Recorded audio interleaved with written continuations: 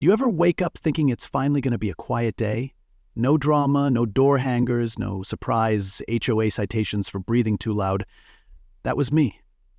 7:03 AIM, retired aerospace technician turned backyard coffee philosopher. I was halfway through a perfect sip when I heard what sounded like a marching band made of folding chairs. I figured maybe the neighbors were rearranging patio furniture, until I heard a woman shout, "No, the arch goes by the koi pond." I don't have many rules in life, but one of them is this. If someone references an arch in my yard and I didn't put it there, we've got a problem. I walked over to the window and pulled back the curtain. My jaw dropped so hard, I swear my molars cracked. Leave a comment below and tell us where you're watching from. If you're into true feeling stories that deliver poetic justice, unexpected twists, and a healthy dose of HOA madness, smash that subscribe button right now. Tomorrow's tale? It'll make today's look like a warm-up. And believe me, the surprises we've got coming? You'll want front row seats. There it was.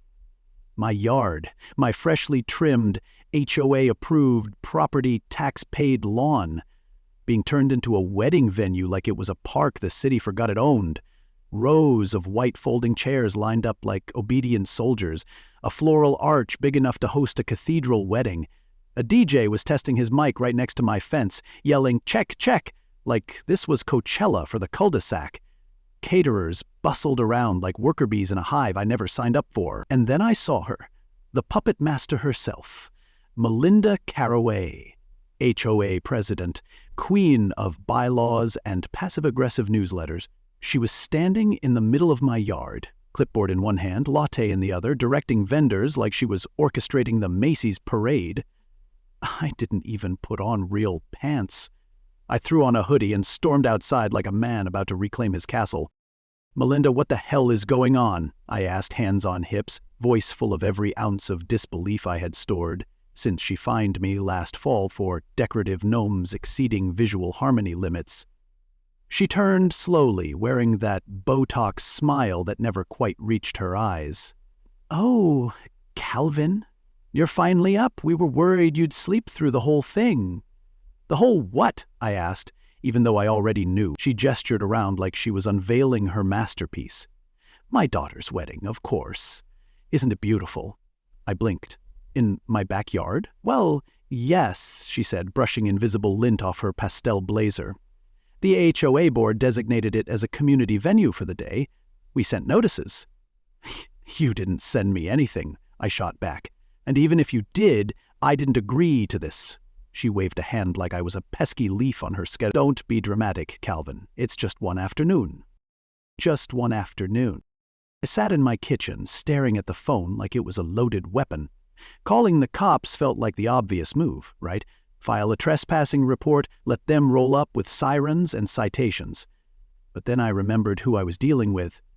Melinda Caraway didn't move without paperwork, signatures, and some fabricated clause from the HOA Bible to wave around like a flag. I could already hear her fake cooperative voice. "Officer, this was approved by the board under Community Event Protocol, Article 7, Section blah blah blah. You can't fight HOA crazy with logic, you need leverage. You need stink." And buddy, I had both. But I wasn't quite ready to pull the trigger.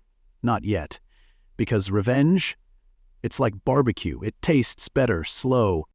Right then, as if summoned by the HOA gods of minimal decency, Mark called. Mark, the only guy on the board who still had a working moral compass and a garage without passive-aggressive laminated signs. "Calvin," he sighed the second I answered. "I just heard. Man, what the hell is she doing?" I asked the same question, and not just today. Mark lowered his voice like Melinda had bugged the bird feeders. "Look, she's been pushing this through for weeks. But here's the part she didn't put in the newsletter. That venue she told everyone she rented? It doesn't exist. She spent the entire HOA event fund on herself. Travel, home office remodel, new outdoor kitchen. She didn't just pick your yard because it's pretty. She picked it because she's broke. And just like that, the story flipped. This wasn't just ego. This was a cover-up. And I had the front lawn. I hung up and stood there, steaming. She used everyone's dues to build herself a back patio and thought she'd hide it under my crabgrass. I stared out the window at the white tablecloths and floral arrangements spreading across my lawn like an invasive species. And then I saw it. The old sprinkler control box, still mounted on the inside of my garage. It hadn't worked properly in years, not since I'd replaced the plumbing, but those old pipes still down there, still connected to that backup water line, the one filled with iron-rich, foul-smelling sludge from a forgotten era. If vengeance had a flavor, it'd be whatever's fermenting in those pipes. My whole body buzzed with possibility. I didn't need the law. I had something better, decades-old infrastructure and impeccable timing. I opened the garage like I was stepping into a lab, pulled out the rusted toolbox, checked the valves, flipped a few dusty switches. A bit of WD-40, a few turns of the wrench, and I had something that should have been illegal in 5 states. The system still worked. Barely. But that was the point. This wasn't about irrigation. This was about impact. I tested one zone. A weak sputter of brown mist hissed out behind the shed, and the smell was somewhere between pennies, pond water, and broken promises. I almost cried tears of joy. This wasn't sabotage. This was performance art.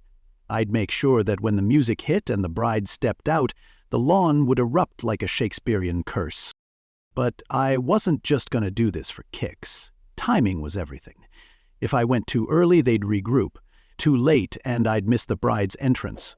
I needed that moment, right at the peak of their smugness, right when Melinda was feeling bulletproof in her blazer and her clipboard. That's when I'd strike.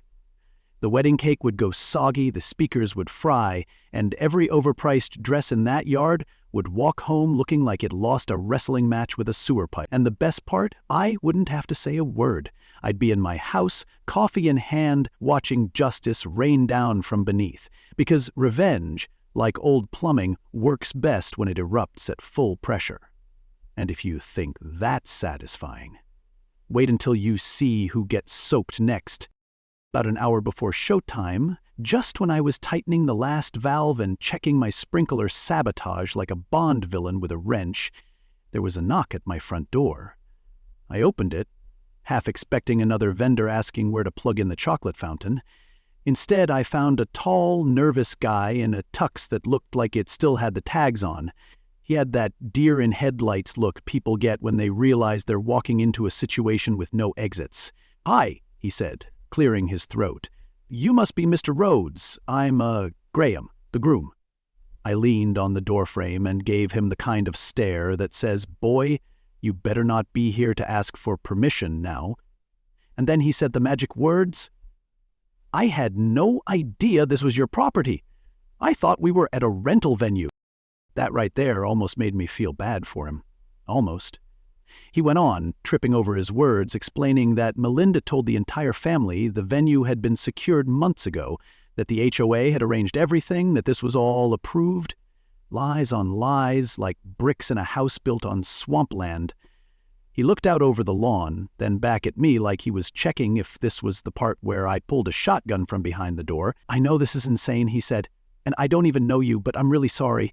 I had no idea this was happening without your permission." I squinted at him. "You realize," I said, "this ain't just a wedding. It's a sneak preview of your prison sentence in Pearls, and your future mother-in-law is warden, judge, and parole board." He chuckled, but there was fear behind it. He knew. He just didn't want to say it yet. I let him ramble a little more about how Stephanie, the bride, wanted a small wedding, backyard barbecue style, maybe some fairy lights and lawn games, but Melinda turned it into a royal gala with a floral budget that could refinance a boat.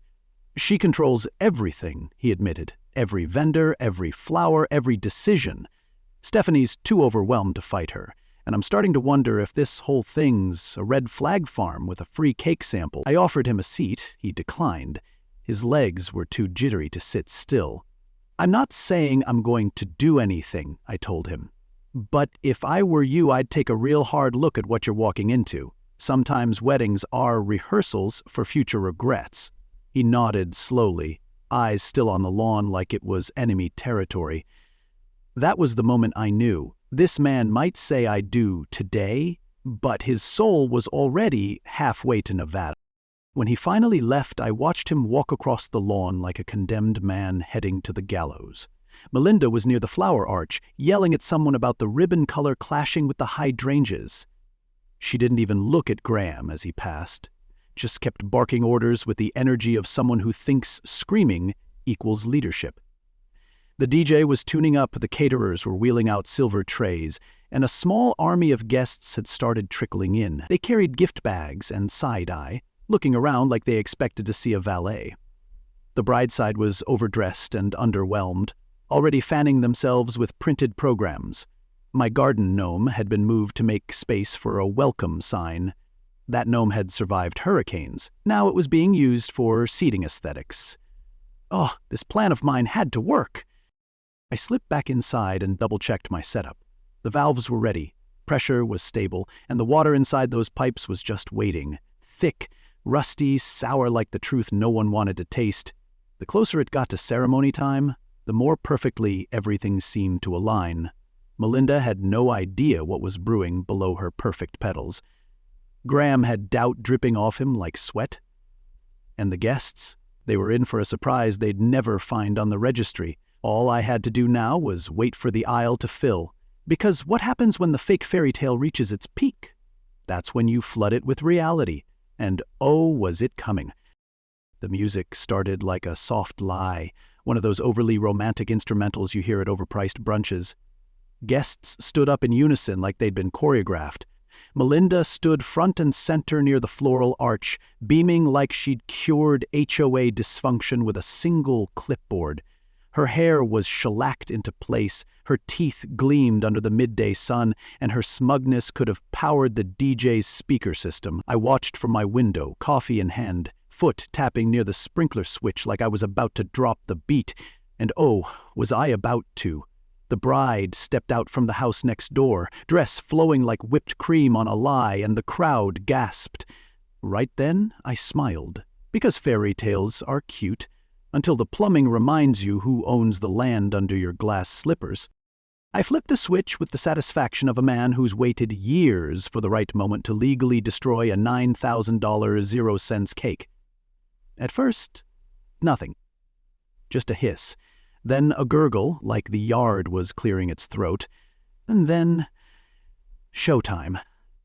The sprinklers burst to life in chaotic choreography, spraying thick, rusty water across the lawn like Jackson Pollock had a grudge against weddings. The front row got baptized first.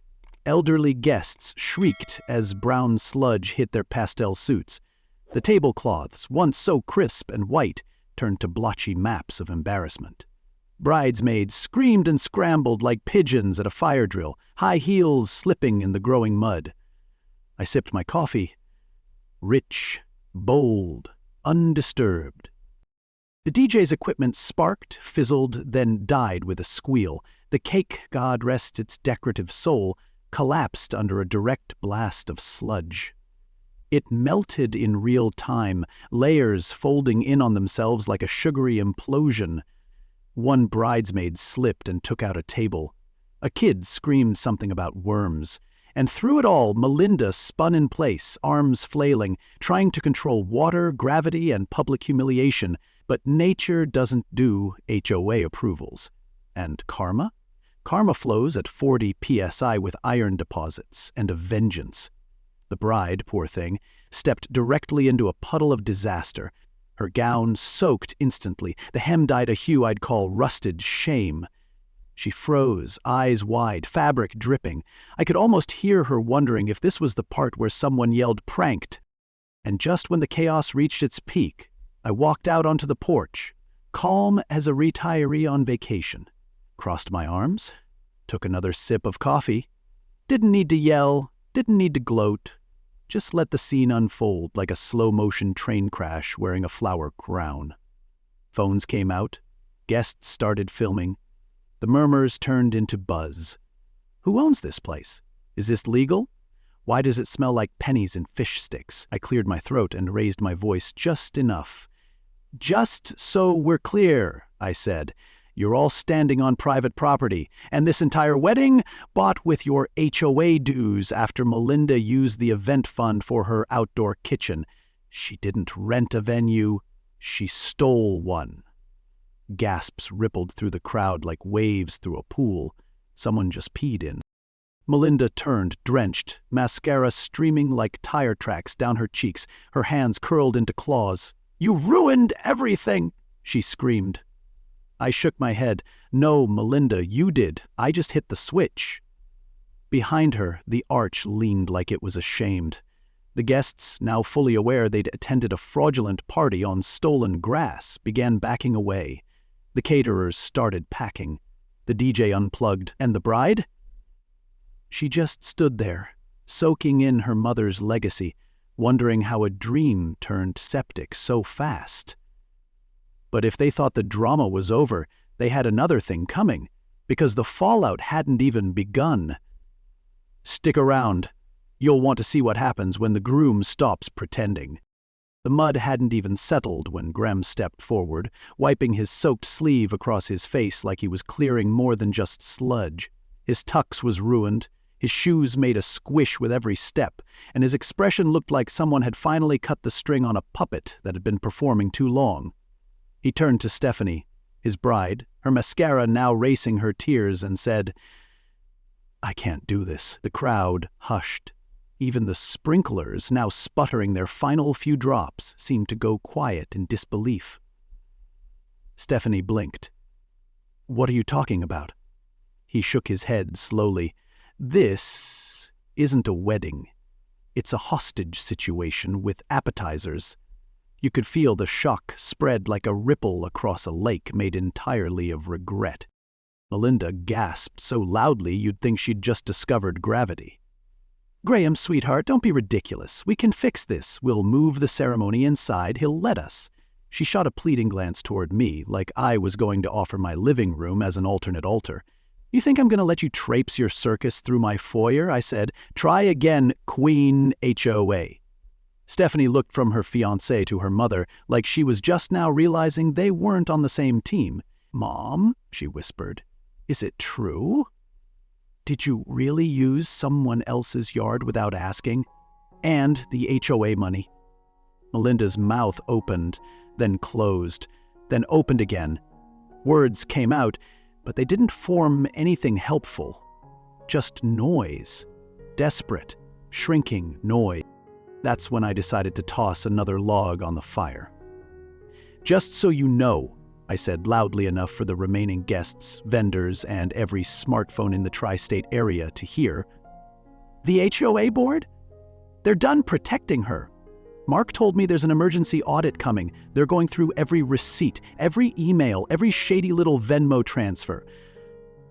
Melinda's face drained like someone had pulled the plug on her blood pressure. "You're lying," she spat. "Am I?" I said, sipping my coffee again like it doubled as truth serum. "Ask your florist if she's been paid. Ask the DJ why half his equipment's already back in the van. You didn't just steal space. You stole money. You stole peace. You stole trust. And now watch everything walk away from you." Right on cue, the flashing lights showed up at the curb. 2 squad cars, quiet but official, rolled up like karma called for backup.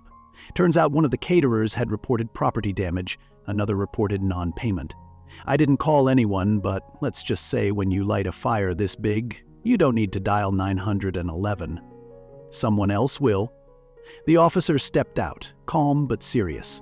"Ma'am," one of them said, approaching Melinda, "we received multiple reports of unauthorized activity and financial misconduct related to this event. We'd like to ask you a few questions." Melinda went full politician, smiling, shaking her head, offering just enough denial to feel like it might work. But it didn't. The crowd wasn't buying it, and the badge doesn't care about HOA titles. Stephanie turned to Graham, her voice barely a whisper. "You're really ending it?" He looked at her. Soaked, broken, but weirdly calm. "I'm not ending anything. Your mom did that. I just finally opened my eyes." Then he walked away, through the mud past the wreckage, through the guests, now whispering like they were at a funeral with an open scandal casket. And as he disappeared down the street, you could almost hear the final vows crumble behind him. Not in a chapel, not under an arch, but in the ruins of a wedding built on lies. Still think the worst is over? Just wait till you hear how the HOA reacts tomorrow. The morning after the mud wedding looked like someone tried to throw a royal event during a plumbing emergency. My yard was a battlefield. Petal confetti clumped in puddles, folding chairs tipped like drunk flamingos, and the once white wall aisle runner now resembled a crime scene in sepia. But me? I was serene. I had coffee in my favorite mug, my legs up on a patio table, and for the first time in years, not a single HOA email waiting to ambush me. The lawn looked like a disaster, sure, but my soul? Pristine. I hadn't just reclaimed my property, I'd evicted entitlement. And let me tell you, the air never smelled so free, even with the faint scent of iron-rich sludge. By noon, the neighborhood grapevine had gone full speed. Word was that Melinda had packed her car at sunrise, oversized sunglasses, hat too big for someone with no shame, and bolted like a dictator skipping exile hearings. No goodbye, no explanation, just a trunk full of folders and a passenger seat full of denial. Meanwhile, the HOA chat group imploded. People were forwarding receipts, digging up old fines, and suddenly remembering how they'd been encouraged to vote Melinda's way on half a dozen shady initiatives.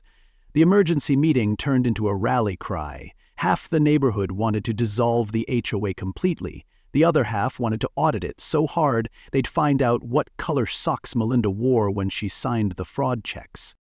Around 3, I heard footsteps on the gravel. I looked up to see Graham. Tux long gone, replaced with jeans, a plain t-shirt, and the kind of expression you only get after walking away from a fire and knowing you made the right call. He gave me a sheepish nod. "Hope I'm not interrupting your peace." I gestured to the empty porch chair beside me. "Depends. You planning a second wedding in my koi pond?" He laughed, shaking his head. "God, no. I think I'm allergic to lace and parental overreach now." He sat down, looked out over the yard like it was a monument to both disaster and clarity. "You didn't just save your grass, you know," he said. "You saved my future.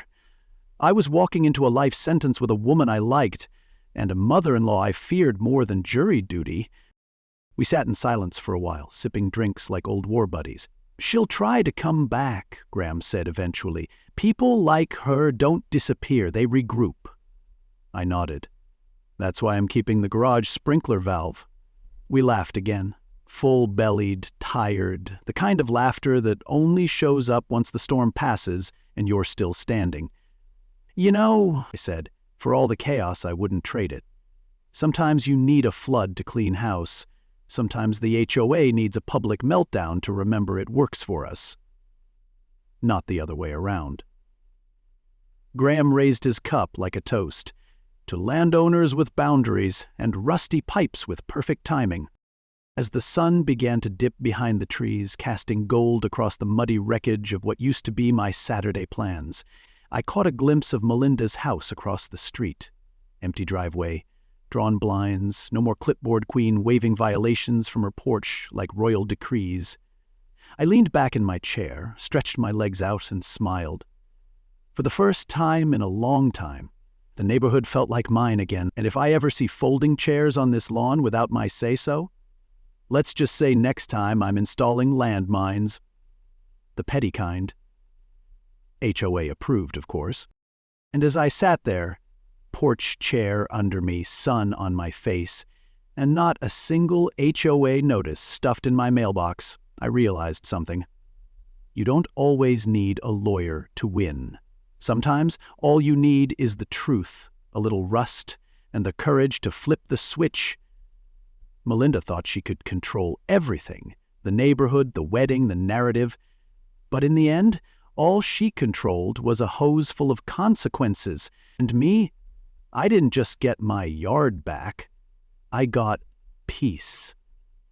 The kind you can't buy, legislate, or bully into submission. So what did we learn here, folks? That boundaries matter, that entitlement dressed up in a clipboard is still just arrogance with a schedule, and that justice, when it's slow, muddy, and poetic, is still the sweetest sound you'll ever hear come from a sprinkler head. If you felt that justice hit home, smash that like button, leave a comment telling me where you're watching from, and subscribe so you don't miss the next wild tale. Because here on this channel, we don't just tell stories, we take HOA madness and turn it into stand-up justice. And trust me, next episode, you won't believe what they tried to fine a man for. Spoiler, it involves ducks, a drone, and a garden gnome rebellion.